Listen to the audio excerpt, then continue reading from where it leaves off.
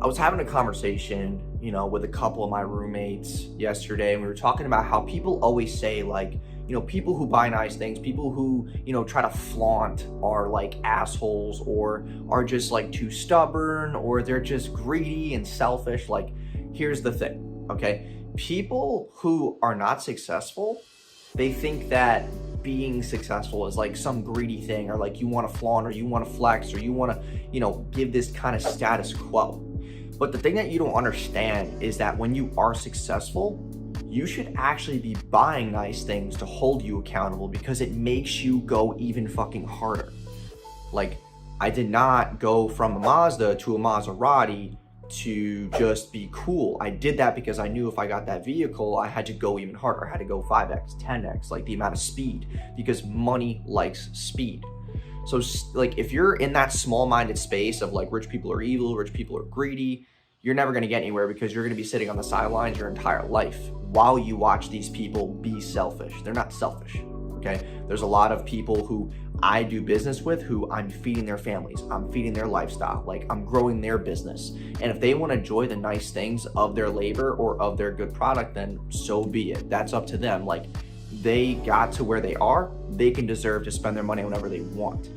Also, it's just a matter of like motivating the people around you. Like, you are a magnet. What you say and what you do attracts certain people. So when I, am pulling up in a car like what I have, or I have a house like this, like that attracts the right people, the right clients, the right people in my circle, the right mentors, people of influence that I want to be around. So when I have conversations with people who are in my space, who are kind of doing the same numbers that I am, the conversations are different, right? But when you're hanging out with people who are boring, who think that, being rich is like this selfish persona, then you're going to get that negative ass people that you don't want in your life. But when I'm sitting at a table with people who, have 7-figure businesses, who understand like what it's like to be in the trenches and like eat shit and grow a business, those conversations are way more fluent.